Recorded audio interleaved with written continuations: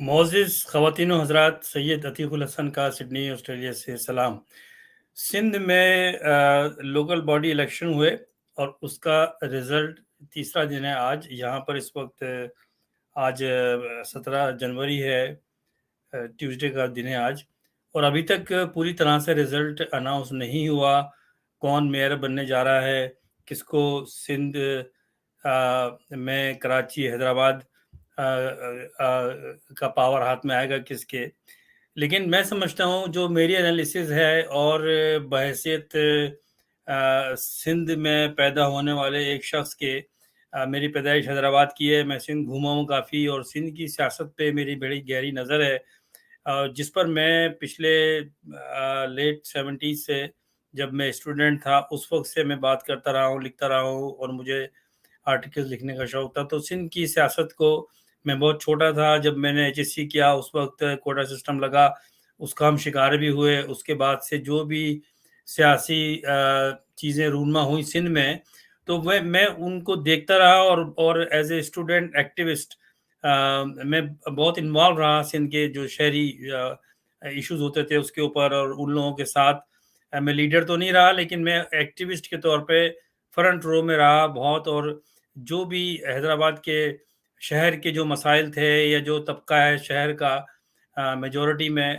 अब भी है, जिसे महाजिर कहा जाता है उर्दू स्पीकिंग, उनके मसले मसाइल, उनके साथ कोटा सिस्टम की इम्प्लीमेंटेशन, उसमें हमने एक जद्दोजहद की। और उसके बाद जब मैं यूनिवर्सिटी पहुंचा, और यूनिवर्सिटी में मैं 3rd ईयर में था, तो उस वक्त फिर ये APMSO कराची में नमूदार हुई, और फिर वो हैदराबाद आए और हमसे मुलाकातें की। उसमें अल्ताफ़ हुसैन और उसके साथ बहुत सारे साथी थे जो बाद में छोड़ के चले गए, और वो हैदराबाद में उन्होंने अपनी एक शाख भी APMSO की बनाई, और मैंने उस वक्त उनकी मीटिंग कराना और ये उसमें हेल्प की, लेकिन मैं कभी भी इसका पार्ट नहीं रहा, कि बुनियादी तौर पर मुझे बहुत से मालूमात में इख्तलाफ था, जो मैं अपनी बहुत सारी वीडियो में करता रहता हूँ। आपको ये पस मंज़र इसलिए बता रहा हूँ कि आप समझें सिंध में क्या हो रहा है। मैं बेशुमार आर्टिकल लिखता रहा हूँ सिंध पे, हमेशा लिखता रहूँगा, क्योंकि उस इलाके से, उस ज़मीन से मेरा ताल्लुक़ है। मैं हमेशा ये कहा है मैंने कि जो सिंध में 2 बड़े तबक़ात हैं, एक उर्दू बोलने वाले और एक सिंधी बोलने वाले, बिल्कुल इसी तरह जैसे कि कनाडा में एक इलाके, एक सूबे में फ्रेंच बोली जाती है और एक सूबे में इंग्लिश, और दोनों कौमें बड़े आराम से रहती हैं कनाडा में एज ए कैनेडियन। सिंध भी अब तो मल्टी एथनिक सिटी हो गया है, लेकिन 70s तक, 80s तक बल्कि, वहाँ पर जो सिंधी स्पीकिंग और उर्दू स्पीकिंग 2 बड़े तबक़ात थे जो अमन सुकून से रह रहे थे। और जो ये पोलराइजेशन और डिवीज़न जो हुई है, ये पीपल्स पार्टी की क्रिएशन है। जुल्फ़िकार अली भुट्टो इसका मूजिद है, जिसने कोटा सिस्टम नाफ़िज़ करके ये बताया कि सिंध के शहरी लोग अलग हैं, जो उर्दू बोलते हैं, जो जिन्हें सिंध के जो बुनियाद परस्त लोग हैं, एक्टिविस्ट लोग हैं, जी सिंध तहरीक के लोग हैं, वो पनाहगीर कहते हैं। पनाहगीर कहते हैं, और जब वो कोई 3rd डिग्री लैंग्वेज इस्तेमाल करते हैं, तो उनको मक्कड़ कहा जाता है। और ये हमारे साथ भी हुआ, हमें भी कहा जाता था, हम यूनिवर्सिटी में पढ़े, और वैसे आम तौर पे ये लोग पनाहगीर कहते हैं। मैंने सिंध के बड़े-बड़े लीडरों को देखा, और उनसे मेरी बात हुई जब मैं मीडिया में काम कर रहा था, और पिछले ऑस्ट्रेलिया में रहते हुए भी जब भी मैं पाकिस्तान गया हूँ, मैं मिला हूँ, मैंने बड़े-बड़े यकीन करें कायदीन को ये कहते हुए सुना, जब मैंने बात की उनसे, तो उन्होंने पूछा आप कहाँ से हैं? मैं कि मैं हैदराबाद से हूँ। तो अच्छा, अच्छा, आप पनाहगीर हैं। तो पनाहगीर का आप मतलब समझते हैं कि हमने पनाह ली है, हालाँकि ये बात सारी गलत है, और हमने हमेशा से इग्नोर किया, क्योंकि हमारे बाप-दादा ने या माँ-बाप ने माइग्रेशन की और सिंध को अपना लिया, और आज तक सिंध में हैं, और हम जाएँगे भी कहाँ? तो ये तबका सिंध में रहा, और सिंध की तरक्की में एक बहुत बुनियादी जो कंट्रीब्यूशन है, वो इस तबके की है। कराची कुछ भी नहीं था, 47 से पहले छोटा शहर था, और ज़ाहिर है कि अंग्रेज़ों के मातहत था। उन्होंने जो चीज़ें बनाई वो आज भी नुमायाँ हैं, तारीख़ी हैसियत है, हेरिटेज में है।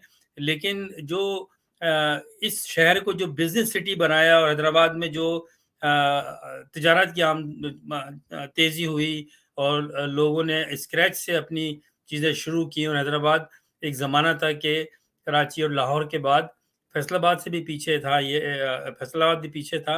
हैदराबाद एक बड़ा सिटी था, जहाँ पर के बहुत ज़्यादा हुनर बंदी का काम होता था, यानी कि कालीन का, जूतों का, चूड़ियों का, इसमें बहुत आगे था और एक्सपोर्ट भी होती थी।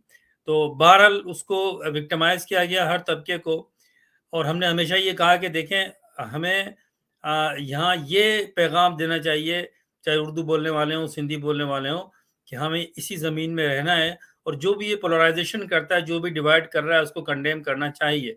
लेकिन क्योंकि शहरी इलाकों के जो लोग हैं, महाजन हैं, वो हिजरत करके आए थे, वो और उनका जो कल्चर था, वो कोई वडेराना, जागीरदाना कल्चर नहीं था। नौकरी करने वाले लोग थे या कोई मीडियम साइज़ बिज़नेस करने वाले लोग थे, दुकानदार थे, इस तरह के। उनकी अपनी सोच थी, अपनी सोच से वोट देते थे। उसके बरक्स सिंध के जो इंटीरियर सिंध है, उसमें जागीरदारी निज़ाम है, वडेरा निज़ाम है, और वो सदियों से है।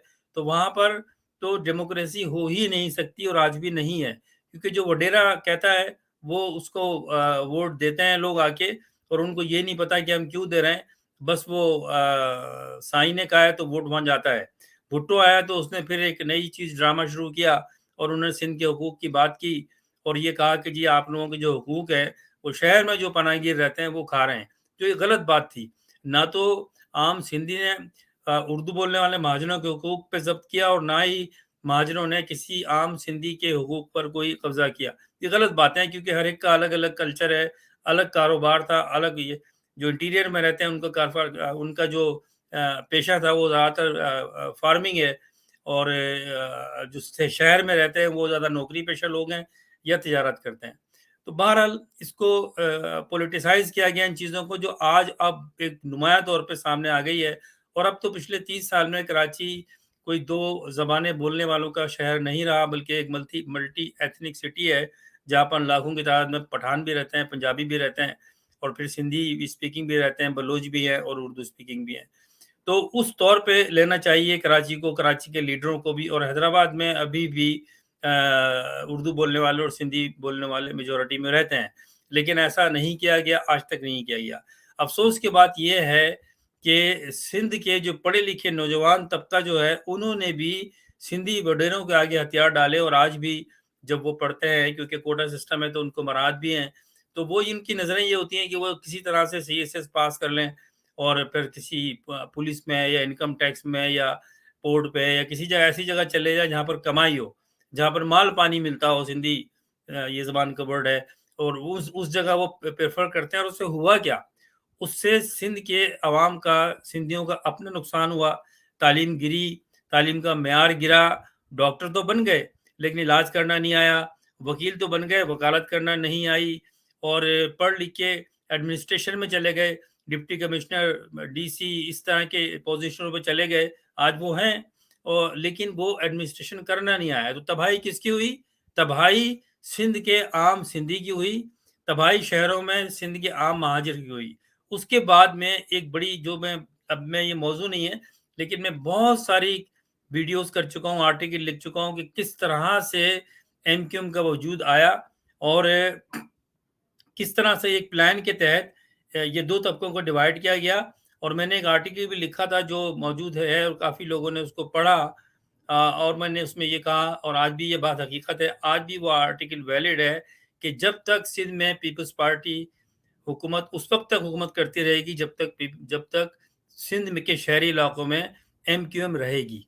जब तक एमक्यूएम रहेगी, सिंध पे कंट्रोल पीपल्स पार्टी का, ज़रदारी माफिया का। अब पीपल्स पार्टी भी कहना गलत है, क्योंकि पीपल्स पार्टी बिलॉन्ग करती थी भुट्टो को, और उसके बाद बेनज़ीर को। लेकिन ये जो पार्टी है, जिसके 4 पी हैं, ये बेसिकली ज़रदारी माफिया है। ये ज़रदारी माफिया है, जो भुट्टो का नाम अभी तक लेके कैश कर रहा है, और बेनज़ीर का सबको पता है, जो भी समझदार हैं और जो जानते हैं कि उसके मर्डर में किसका हाथ था। बिलावल जो है ज़रदारी, वो भुट्टो के ख़ानदान का नहीं है, ना भुट्टो का उसमें खून है, वो ज़रदारी का बेटा है। तो बेसिकली जो पीपल्स पार्टी आज की है, वो पीपल्स पार्टी नहीं है, वो ज़रदारी माफिया है। तो इस बात को जो पीपल्स पार्टी के फॉलोअर्स हैं, उनको समझना चाहिए कि किसके पीछे लगे हुए हो आप। ये तो भुट्टो की पार्टी नहीं है। लेकिन आज भी जरदारी, क्योंकि एक शातिर आदमी है, उसका बाप भी शातिर था, उसने भुट्टो के नाम को अभी तक कैश किया हुआ है, और इसीलिए अपने बेटे का नाम में भी उसने भुट्टो को छेड़ दिया। मतलब कौन चाहता है, क्या आप चाहते हैं अगर आपके बच्चे हैं कि उसमें किसी और ذات کے لوگوں کا نام آپ کے بیٹے کے نام کے ساتھ ہے، کوئی بھی نہیں چاہتا۔ اگر میں سید ہوں تو مجھے فخر ہے، میں اپنے بیٹے کے نام کے آگے بھی وہ لکھتے ہیں سید، تو میں تھوڑی چاہوں گا میرے میرے صرف کچھ مفاد حاصل کرنے کے لیے میں اپنے بیٹوں کے نام میں خان لگا دوں، قریشی لگا دوں۔ تو لیکن یہ ایک معیار ہے سوچ کا، پیسہ پیسہ پیسہ۔ تو زرداری مافیا جو ہے یہ اس کا گٹھ جوڑ ہے۔ اور سندھ کے جو اب میں آتا ہوں الیکشن کے اوپر، مجھے کوئی حیرانگی نہیں ہوئی، مجھے کوئی حیرانگی نہیں ہوئی، آئندہ بھی نہیں ہوگی، کیونکہ میں کہہ چکا ہوں کہ جب تک یہ متحدہ قومی موومنٹ پاکستان کہہ لیں یا متحدہ قومی موومنٹ لنڈن کہہ لیں یا الطاف حسین کی جماعت کہہ لیں، یہ سب ایک ہی ہیں، یہ سب ایک ہی ہیں۔ اور میں بہت اس پہ بات کر چکا ہوں، کیونکہ میں اس علاقے سے بلانگ کرتا ہوں، اور جب یہ پیدا ہوئی تھی نا اے پی ایم ایس او، میں اس وقت سے واچ کر رہا ہوں اور جانتا ہوں ان لوگوں کو۔ یہ الطاف حسین کو زرداری نے اور پھر سندھ کے جو بنیاد پرست جی ایس این کے لوگ ہیں انہوں نے سپورٹ کیا۔ جب یہ شروع میں بنی تو ان کے جو گارڈ تھے وہ جی ایس این کے ایکٹیوسٹ تھے، ورکر تھے، وہ گارڈ تھے۔ اور یہ ہم نے دیکھا، اپنی آنکھوں سے دیکھا ہم نے 84-85 میں جب انہوں نے سندھ کا دورہ کیا تو ان کے گارڈ کون تھے؟ جی ایم سید نے پرووائڈ کیے تھے۔ لیکن یہ جو شہر کے اردو بولنے والے ہیں یہ آج تک اس بات کو نہیں سمجھے، کیونکہ وہ بھی اسی روش میں چلے گئے جس روش میں سندھ کے سندھی ہیں، یعنی کہ وہ کہتے ہیں جی بھٹو سائیں، بھٹو تو ووٹ تو بھٹو سائیں کا ہے۔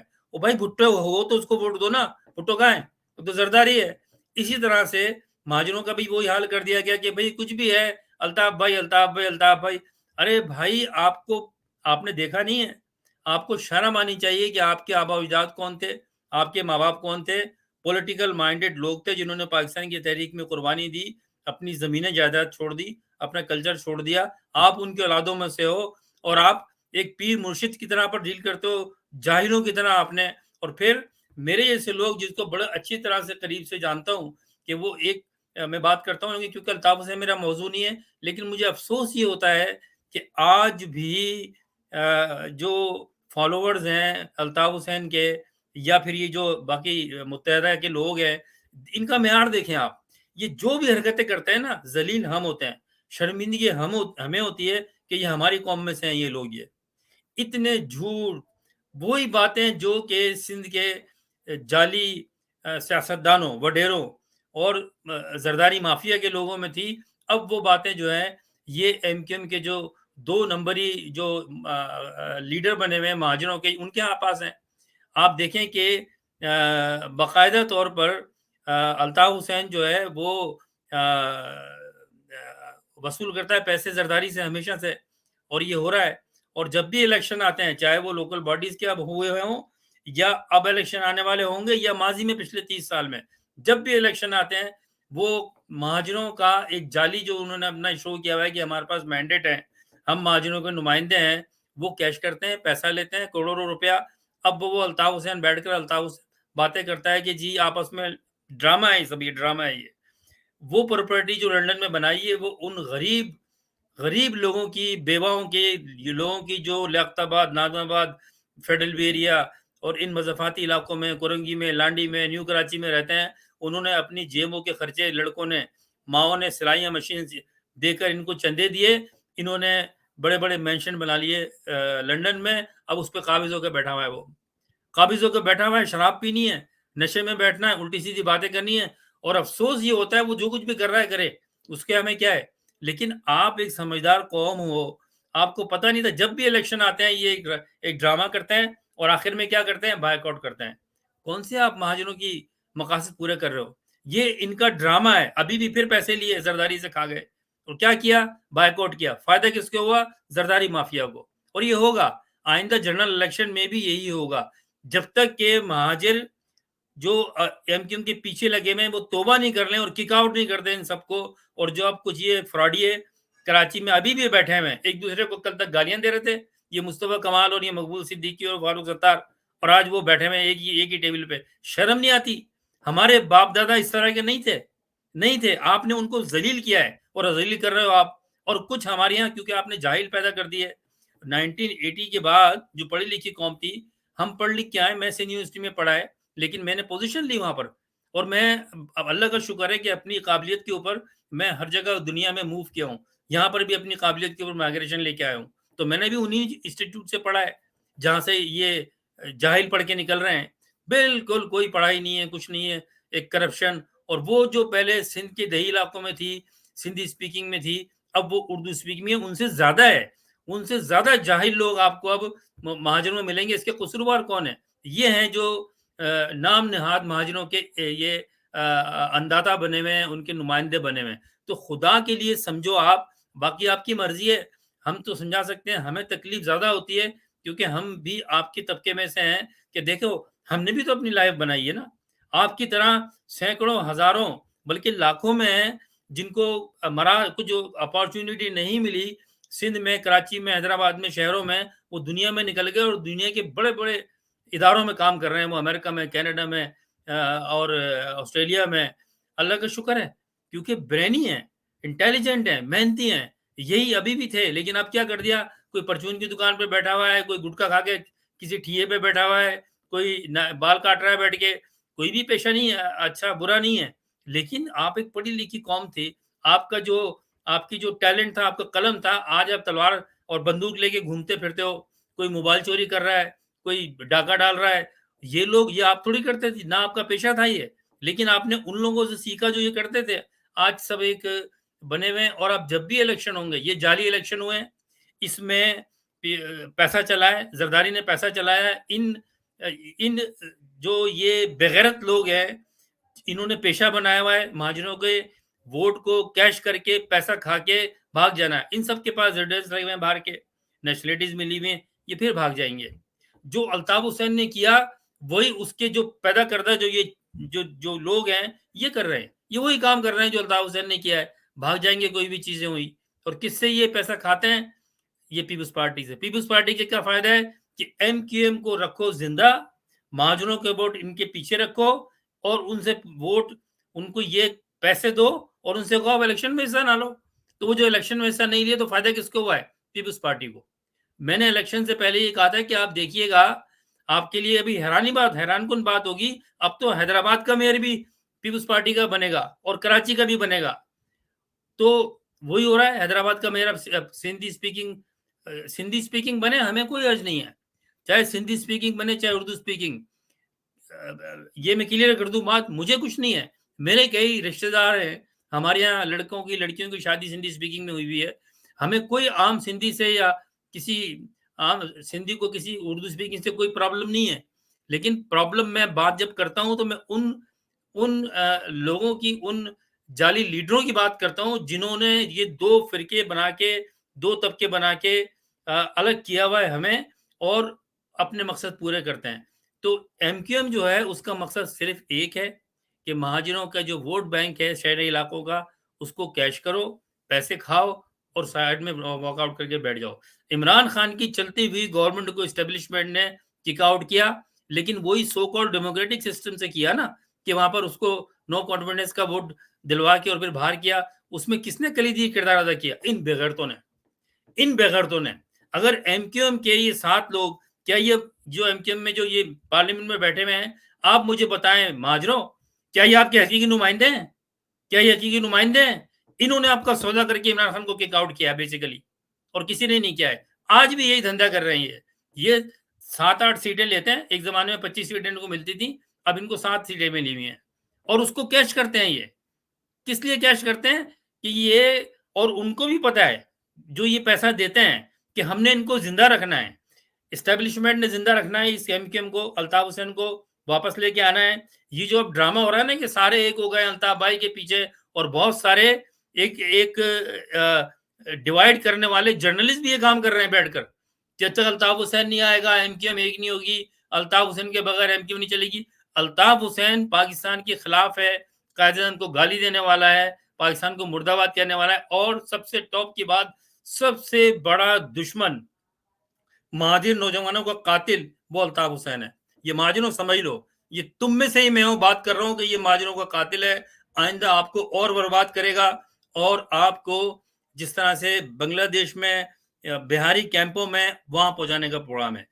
زرداری تو پارلیمنٹ میں کھڑے ہو کے کہ مہاجروں کو کہہ چکا یہ بھوکے ننگے لوگ, اور جب بھی الیکشن آئیں گے یہ پھر اٹھ کے بھاگیں گے, اور یہ شرابیں پیتے ہیں بیٹھ کے ان کے ساتھ میں. ویڈیوز ہیں यूट्यूब पे।